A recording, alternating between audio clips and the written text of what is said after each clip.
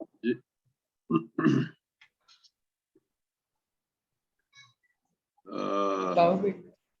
असद कितना टाइम है?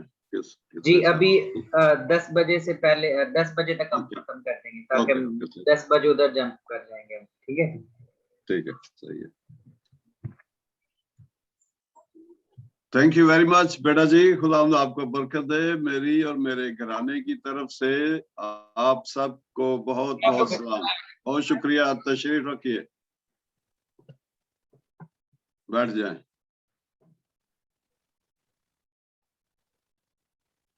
बड़ा अच्छा लगा आप सबको देखकर। आज तो बिल्कुल ऐसे ही आपने सबूत दिया जैसे कि नॉर्मल स्कूल में टीचर आता है और जब तक वो बोलता नहीं बच्चे बैठते नहीं। Thank you. अच्छा, आज मुझे खुदा उनके खादम पास्टर असद ने जो कहा कि आपके साथ बाइबल स्टडी है, मत्ती रसूल की इंजील और उसका 3रा बाब। इससे पेशतर के हम 3रे बाब को शुरू करें। मैं चाहूंगा कि अगर जिसके उर्दू अच्छी है वो 2रे बाब की 22 और 23 आयत में क्या लिखा हुआ ये जरा पढ़ते हैं।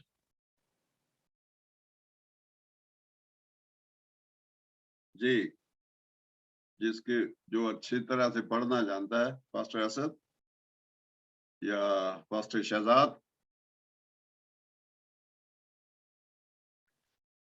मेरा ख्याल है कि अगर हम इंतजार करते रहेंगे तो टाइम ज्यादा निकल जाएगा। सर मेरी आवाज आ रही है? जी, आवाज आ रही। जी चले हम पढ़ते हैं कलाम मुक़द्दस में से मत्ती रसूल की मार्फत लिखी गई इंजील और उसका 2रा बाब और उसकी 22 और 23। जब सुना कि अरखलाउस अपने जगह यहूदिया में बादशाही करता है तो वहां जाने से डरा और काम में हदायत पाकर गलील के इलाके को रवाना हो गया और नासरत नाम एक शहर में जा बसा ताकि जो नबियों की मार्फत कहा गया था वो पूरा हो कि वो नासरी कहलाएगा। आमीन। आमीन। इससे पेशतर के हम अगले चैप्टर में जाएं, मैं थोड़ा सा पूछना चाहूंगा इस हवाले से। आवाज जो है कभी गड़बड़ हो रही है। Okay, thank you. खुदावंद यीशु मसीह अपने माँ बाप मरियम और यूसुफ के साथ जब मिस्र से वापस आ रहे थे, यहाँ पर हम क्या पढ़ते हैं, को नासरत में आए जो कि गलील का एक शहर है। तो यहाँ पर आने से पहले जब वो चले तो उनके साथ रास्ते में जिस काफले के साथ मरियम और यूसुफ और खुदावंद यीशु आ रहे थे, एक हादसा वाकया हुआ। रास्ते में लुटेरे थे और उन्होंने इनका रास्ता रोक लिया और ये जो लुटेरों का ग्रुप था इनके बीच में एक सरदार काहिन का बेटा भी था मिला हुआ। वो अपने घर से भागा हुआ है और वो इस ग्रुप के साथ मिल चुका है। जब इस ग्रुप के साथ मिल गया तो उन्होंने इस काफले को रोका रास्ते में और इस सरदार काहिन के बेटे ने, जो कि उस ग्रुप का एक इंचार्ज है, उसके बाद ये था उसका राइट हैंड, और उस चीफ ने इसको कहा कि जा इनके साथ बातचीत कर और इनसे जो कुछ भी लेना देना है। जब वो उनके पास गया, उनको इकट्ठा किया और उस शख्स की नजर जो है खुदावंद यीशु पर पड़ती है जब, और खुदा उसको एक विजन देता है कि यीशु जो है एक बादशाह की शक्ल में उसके सामने खड़ा है और उसने उस काफले थोड़ी देर मतलब ये देखने के बाद उसने ये डिसाइड किया कि मैं इस काफिले पर हम लोग हाथ नहीं डालेंगे, और फिर उसने जाने दिया। और इसकी जो पेमेंट थी, इसने मतलब उन सारे नौजवानों के जो अखराजात थे वो लूटने वालों के, इसने अपनी जेब से दिए। और यीशु के साथ जब उस विजन वो हट गया इसके सामने से, तो और उसको कहा, जब तू अपनी बादशाही में आए तो मुझे याद करना। इस बात का इसने इस वक्त जो है जिक्र किया था। और ये वो शख्स है जो कि मैंने आपको कहा, जब दो डाकू सलीब पर लटकाए गए, और एक राइट और एक लेफ्ट, और लेफ्ट वाला जो है या राइट वाला एक शख्स जो है वो कहता है कि हम क्यों सलीब पर मरे, जबकि तू सब कुछ कर सकता है, तू खुद भी बचा और हमें भी बचा। और ये जो शख्स था, इसने अपने गुनाहों का इकरार किया। अब इसको ये नहीं मालूम कि शायद ये वही शख्स है या वही यीशु है। और जब इसने अपने गुनाहों का इकरार किया तो उसको कहने लगा कि हम तो अपने गुनाहों की सजा पा रहे हैं और ये बेऐब है, ये खुदावंद है, ठीक है। और इसने सुन रखा था इसके बारे में कि खुदावंद यीशु जो है मुआजिज़ात भी करते हैं, शिफा भी देते हैं, इस तरह से सारे काम। और जब इसने अपने गुनाहों का इकरार किया और उसके बाद कहा, खुदावंद जब तू अपनी बादशाही में आए तो फिर मुझे याद करना। जब ये दो बार जुमला दोबारा इसकी जुबान से निकला, और ये कहां पर है, सलीब पर है। पहले इसके पास अथॉरिटी थी और उस अथॉरिटी को इसने यूज करते हुए यीशु की जान बचाई थी। हालांकि कुछ भी होता है, खुदा तो मरने वाले नहीं थे या कुछ भी था, लेकिन जब इसने जान बचाई थी तो आज इसकी रिक्वेस्ट है कि जब तू अपनी बादशाही में आए तो खुदा मुझे भी याद करना। तो जवाब क्या मिला था कि आज ही तू मेरे साथ फिरदौस में होगा। आज खुदाउन ने उसकी जान बचाई। पहले उसने उस काफिले की जान बचाई इस शख्स ने, और आज खुदाउन यीशु ने सलीब पर से इसको अपने साथ ले लिया कि तू नहीं मरेगा, तू मेरे साथ होगा। तो ये मैं कह रहा था कि ये इनके साथ एक हादसा वाकया आया, और सलीब पर जो दो डाकू थे उनमें से एक सरदार काहिन का बेटा जो कि भगौड़ा था, और लुटेरे थे वो लोग, और वो डाकुओं के साथ मिला हुआ था और वो जेल में था। और जब सलीब का टाइम आया तो फिर इन दोनों को ये खुदा का इंतजाम था, ठीक है। आगे हमने देखा कि जब मरियम और यूसुफ मिस्र से आना मांग रहे हैं, उनको पता चला कि हेरोदीस की जगह पर यहूदिया में अरखलाउस जो है अपनी उसका बेटा जो है वो बादशाही करता है, और फिर डरा कि वो बाप था, ये बेटा है, इसका रवैया कैसा होगा हमें नहीं मालूम। लेकिन खुदावंद फिर ख्वाब में उसको उसके साथ बातचीत करते हैं, और वो गलील में जाकर नासरत नाम में एक शहर है जहां पर जाकर वो रहते हैं। तो मैं अब आपसे ये कहूंगा कि नासरत में खुदावंद क्यों गए, या फिर इसका मतलब क्या है? कौन बताएगा जमायत में से? कोई भी? बाइबल स्टडी है तो इस किस्म के सवाल होते हैं।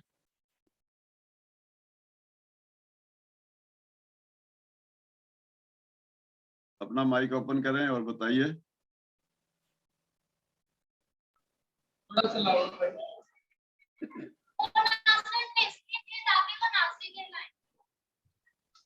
ताकि वो नासरी कहलाए।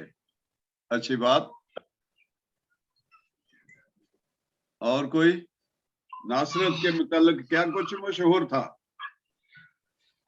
ठीक है, ये नासरत में रहने वाला नासरी कहलाएगा, पंजाब में रहने वाला पंजाबी, सिंध में सिंधी। अच्छी बात। और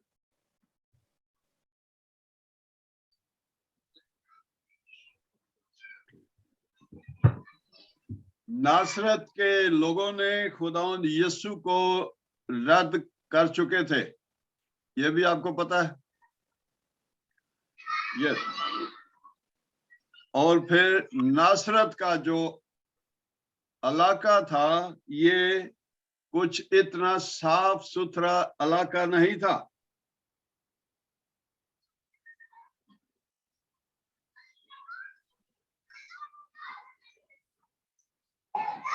नासरत के मुतल्लिक ये देखा जाता है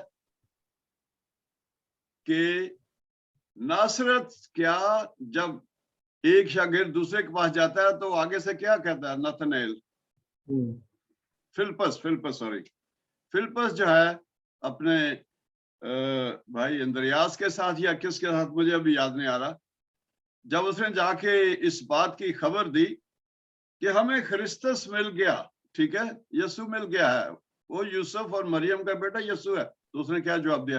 क्या नासरत से भी कोई अच्छी चीज निकल सकती है?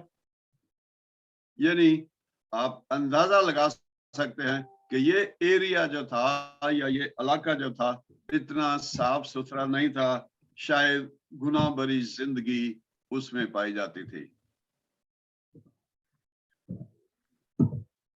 अब खुदावंद यीशु मसीह के आने का जो मकसद था कोई नहीं जानता।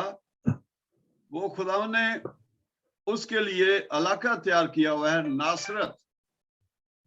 वहां पर ज्यादा गुनाहगार लोग हैं और गुनाहगारों को वहां से निकालने के लिए, वो तो आए ही गुनाहगारों के लिए था, उसकी जिंदगी का मकसद ही इंसानों को बचाना है, गुनाह से बाहर निकालना है।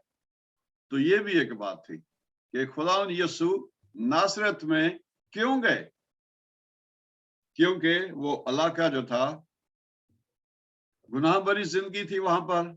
इसलिए ये कहा गया कि क्या नासरत से भी कोई अच्छी चीज निकल सकती है? तो हम अंदाजा लगा सकते हैं खुदावंद यीशु के नासरत में आने का मकसद सिर्फ ये नहीं कि वो नासरी कहलाएगा। नासरी का मतलब हम निकालते हैं कि जो नासरत में रहता है, इसलिए वो नासरी कहलाएगा। और इसके साथ साथ उसके अपने लोगों ने उसको रिजेक्ट कर दिया था। अगर हम मत्ती रसूल की इंजील 13 बाब उसकी 53 से 58 तक पढ़ें तो फिर क्या मिलता है वहां पर? जी पासी शहजाद।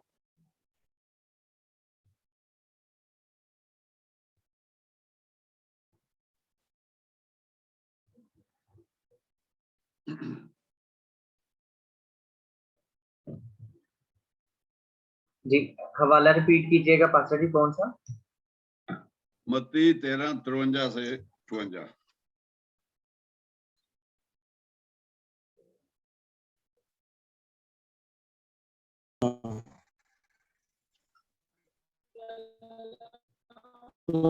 खुदा में जो लिखा हुआ है,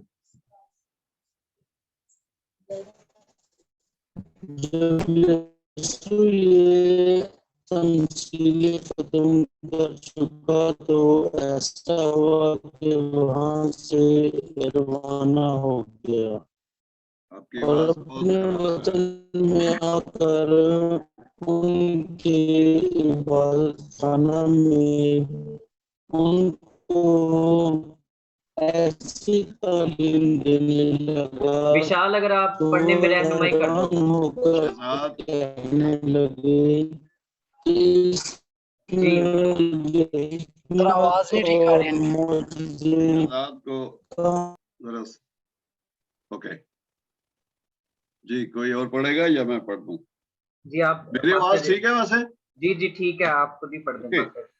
जब यीशु ये तमसीलें खत्म कर चुका तो ऐसा हो कि वहां से, हाँ जी जी ओके ओके कैरी ऑन। कि वहां से रवाना हुआ और अपने वतन में आकर उनके इबादत खाना में उनको ऐसी तालीम देने लगा कि वो हैरान होकर कहने लगे कि इसमें ये हिकमत और मोजज़े कहाँ से आए, ये तो हमारे लोगों में ही रहता था।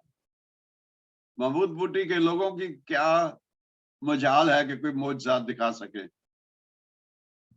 ऐसे ही है, जब खुदावंद हमारे साथ है तो फिर सब कुछ हो सकता है। खुदावंद की कुदरत उसके साथ थी, वो आज आप सबके साथ है, महमूद बूटी हो या कोई और हो। क्या ये बढ़ई का बेटा नहीं, और इसकी मां का नाम मरियम, इसके भाई याकूब और यूसुफ, शमाउन और यहूदा नहीं, और क्या इसकी सब बहनें हमारे यहाँ नहीं। फिर ये सब कुछ इसमें कहां से आया। अरे ये तो हमारी ही तरह का आदमी था, अनपढ़, ना कोई स्कूल गया, ना इधर ना उधर, तो इतनी तालीम, इतना सारा कुछ कहां से इसमें आ गया। ये सारी बातें जो हैं उसके अगेंस्ट जा रही थी। उसकी जो कुदरत है उसके पास, उसकी जो अथॉरिटी है, वो खुदावंदों का खुदा है, उसके वो खिलाफ जा रही है। फिर ये सब कुछ इसमें कहां से आया, और उन्होंने उसके सबब से ठोकर खाई।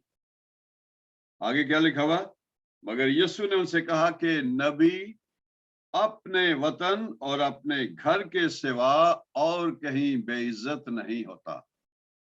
नासरत, कैसी पहचान है नासरत में रहने वाले लोगों की, और खुदा इन ही के लिए आया ताकि इनके दिमागों में जो बसा हुआ है वो आहिस्ता आहिस्ता वो दूर हो जाए। और उसने उनकी बेइत्कादी के सबब से वहां पर और मुझसे ना दिखा सका। वो जी, नासरत के बारे में मैं कह रहा था कि इससे पेशतर के हम तीसरे बाब की तरफ चलें, हम थोड़ा सा इस पर गौर करेंगे। जी, अब आ गया चैप्टर 3। उन्हीं अय्याम की बात है, यानी उन्हीं दिनों की बात है जब ये सारी बातें हो रही थी।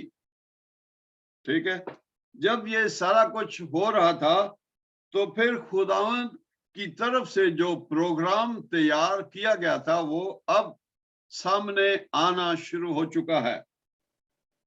उन्हीं दिनों में या उन दिनों में यूहन्ना बपतिस्मा देने वाला आया और यहूदिया के बियाबान में ये मुनादी करने लगा कि तौबा करो क्योंकि आसमान की बादशाही नजदीक है।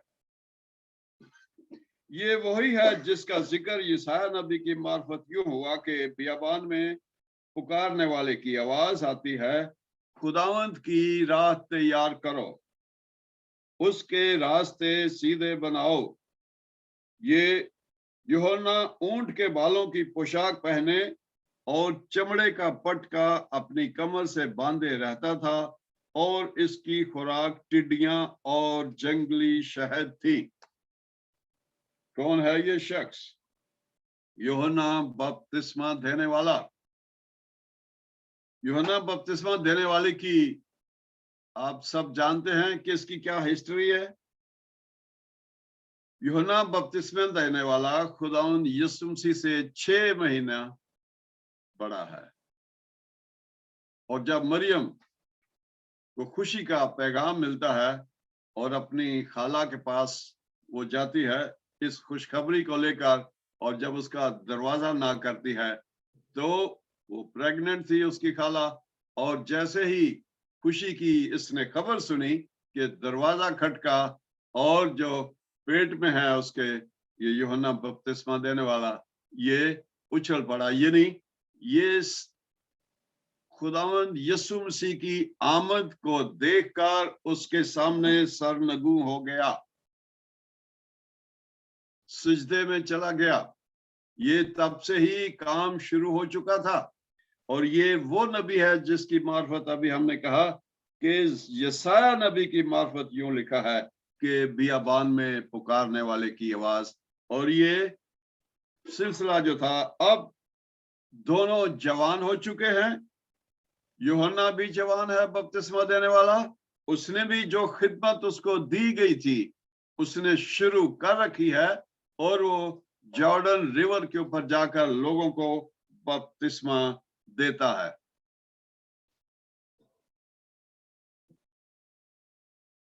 यहां तक हमने पढ़ा कि ये यूहन्ना ऊंट के बालों की पोशाक पहने और चमड़े का पटका कमर से बांधे रहता, और उसकी खुराक टिड्डियां और जंगली शहद थी। आप लोगों के जहन में कोई सवाल हो यहां तक तो बताइए।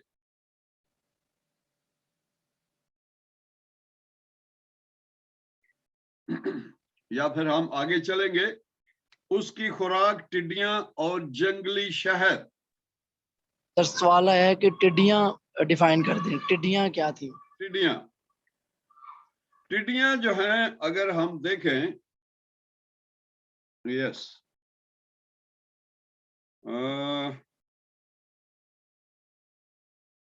अहबार की किताब उसका 22 और 23वीं आयत निकालिए। टिड्डियां, जो कुछ लोगों का ख्याल है कि ये एक पौधा है और उसका जो फ्रूट है या उसके जो फूल हैं वो भी इसी तरह से हैं। जी, अहबार की किताब 11, 22 और 23, क्या लिखा हुआ उसमें?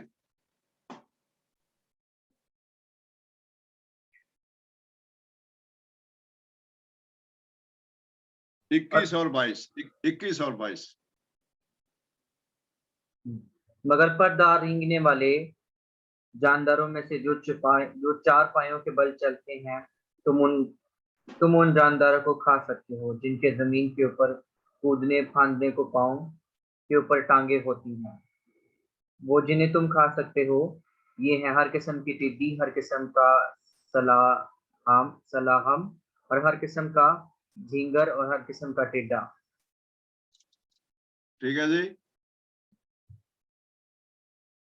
शरीयत जो है टिड्डियां खाने की इजाजत आपको देती है। अगर हम ये कहें कि टिड्डियां तो बाइबल में कहीं जिक्र नहीं है, यस, बाइबल में जिक्र है इसका, जो यूहन्ना ये खाता था। लेकिन बाज लोगों का ये ख्याल है, ये हमें किताब में मिलता है कि ये एक पौधा था और इसके फूल या फल जो है उसको वो खाता था, और वो टिड्डी का पौधा था। अब मैंने नहीं देखा तो ना ही मुझे मालूम है, बहरहाल मैंने ये सुना हुआ है।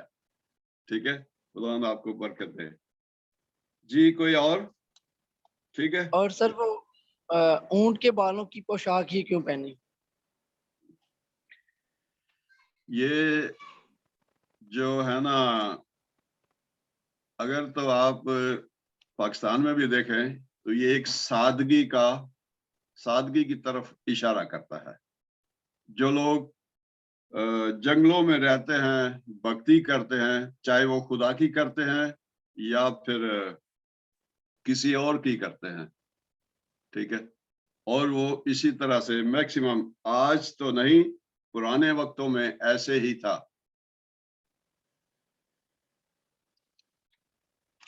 ऊंट के बालों की पोशाक, अगर आपके पास कुछ और इंफॉर्मेशन है तो मुझे भी चाहिए। अगर किसी के जहन में, बहुत सारे स्टूडेंट हैं, हम अक्सर इधर उधर से कलाम सुनते रहते हैं, तो मेरे ख्याल में तो यही है। अगर किसी के जहन में या XYZ जो भी है, जो कोई इंफॉर्मेशन रखता है, वो जरूर यहाँ पर शेयर किया करे ताकि सब लोग उससे वाकिफ हो जाएं। ये सादगी की तरफ इशारा है, और उसका मतलब यह है कि इस किस्म के जो लोग हैं वो दुनिया से अलग हैं। वो किसी और मखलूक की पूजा करते हैं, खुदा की पूजा करते हैं या अपने किसी और की पूजा करते हैं। कोई टल्लों वाले बाबा आ जाते हैं, कोई आ जाता है। तो पाकिस्तान में बहुत से ऐसे हैं, लेकिन ये बहुत पुरानी बात है। और ये ऊंट के बालों की पोशाक जो यहाँ पर लिखा हुआ है, ये बड़ी एक जो है खास बात है कि शायद इसके पास एड्रेस नहीं था और ऊंट के बाल जो थे लंबे लंबे थे और उसको इकट्ठा करके इसने अपने जिस्म को ढांपा हुआ था। जैसे बागे अदन में उन्होंने पत्तियां सी कर लुंगियां बनाई थी और बाद में खुदा ने उनको चमड़े के कुर्ते दिए।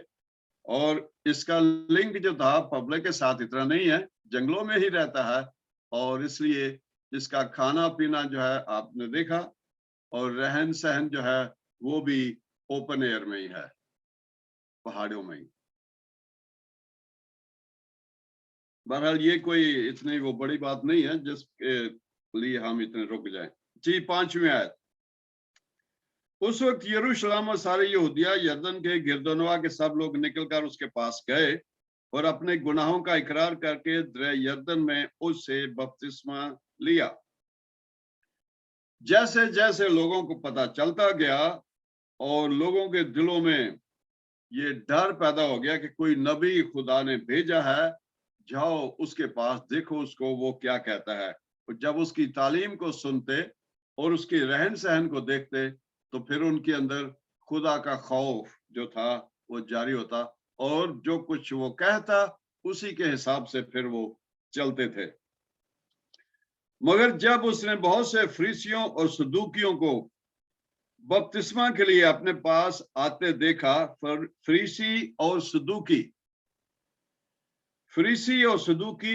जो है सबसे ज्यादा टॉप मोस्ट हैं और ये वो लोग हैं जो अपने आप को ईमानदार कहलाते हैं और जबरदस्ती लोगों के साथ मिलकर उनको खुदा की तरफ शरीयत की बातें बताते थे और ये साफ कॉलर थे और उनका कहना ये था कि हम हैं जो कि तालीम देने वाले हैं, हम खास ये पढ़े लिखे लोग थे और हम खास लोग हैं, लोगों के फैसले करते, पंचायतें होती और इस तरह से ये ऊंचे तबके के लोग होते थे। और जैसे इंडिया में ब्राह्मण जात है, ऊंचे तबके की जात, और बाकी सबको ये लोग नीचा समझते थे। ऊंची जात वाले हम लोग हैं और बहुत सारे काहिन जो हैं सदूकियों में से सेलेक्ट किए जाते थे क्योंकि ये शरीयत के पाबंद थे और फरीसी और सदूकी ऑलमोस्ट सेम है। ठीक है। और जब फरीसी और सदूकी यूहन्ना के पास आए तो यूहन्ना क्या कहता है? फरीसियों सदूकियों को बपतिस्मा के लिए अपने पास आते देखा तो उनसे कहा, ऐ सांप के बच्चों, बहुत बड़े अल्फाज हैं ये, ऐ सांप के बच्चों, तुमको किसने जिता दिया कि आने वाले गजब से भागो? क्या मतलब है यूहन्ना का ये कहने का? उसका मतलब ये है, तुम तो खुद तालीम देने वाले हो, तुम्हें क्या हो गया है? कल तक तो तुम बड़े अपने आप को समझते थे और आज यहाँ पर वो शख्स बपतिस्मा ले रहा है जो गुनाहगार है। तुम तो अपने आप को बड़े पाक साफ समझते हो। तो जब खुदा जहन खोलता है तो फिर इंसान उस तरफ चल पड़ता है। इसलिए उसने ये सख्त अल्फाज कहे क्योंकि इनका रवैया सही नहीं था। ये अपने आप को पाक रखते थे, पाक समझते थे, दूसरों को कूड़ा करकट समझते थे।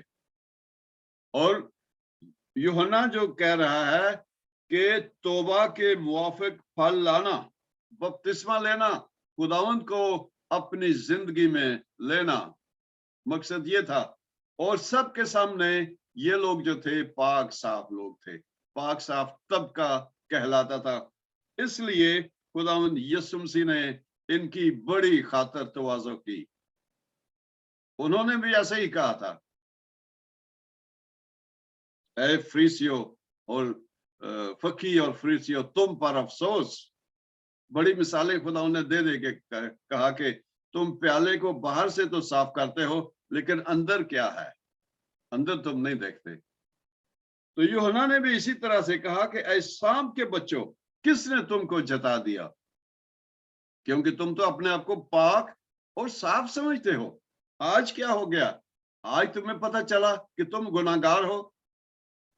बपतिस्मा तो वो शख्स ले रहा है जो गुनाहगार है, जो इस बात का इकरार करता है कि खुदा मैं अपने गुनाहों की माफी मांगता हूं और मैं खुदा बाप के नाम से बपतिस्मा लेता हूं। और यूहन्ना जो है उसको बपतिस्मा दे रहा है, नामियत। और अपने दिलों में ये कहने का ख्याल ना करो कि इब्राहिम हमारा बाप है, क्योंकि मैं तुमसे कहता हूं कि खुदा इन पत्थरों से इब्राहिम के लिए औलाद पैदा कर सकता है।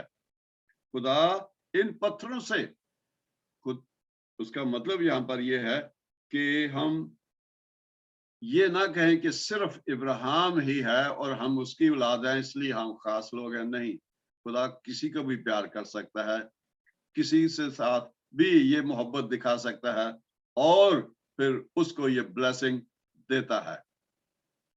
हम किसके लोग हैं? हम खुदा बाप के लोग हैं। वो हमारा आसमानी बाप है। इब्राहिम हमारा बाप नहीं है, हमारा बाप आसमान पर जो रहता है वो है। उसका मतलब इसके पीछे ये है कि ये ख्याल ना करो कि इब्राहिम हमारा बाप है, हालांकि ये सब लोग उसी की औलाद हैं। इब्राहिम, इसहाक और याकूब, ये सारा वही कुंबा है। और इसके बावजूद भी वो ये कह रहा है, क्यों? कि खुदा को मानो, खुदा को बाप जानो, वही हमारा खुदावंद है, वही हमारा पालनहार है, वही हमारा आसमानी बाप है।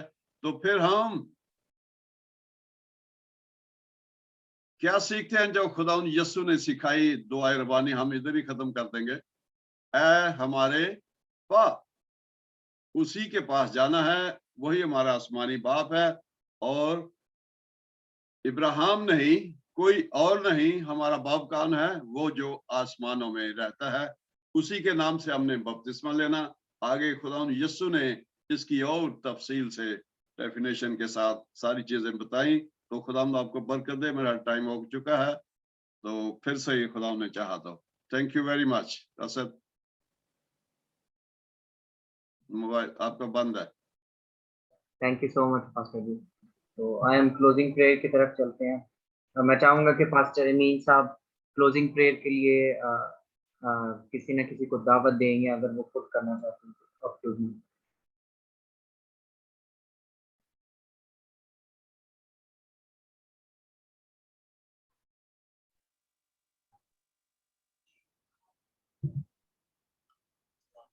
मैं इधर अपने माइक शायद वाकई सब अपनी आंखों की बात करें, लेकिन तो इस तेरी हजूरी में जुटते हैं तुझे सजदा करते हैं।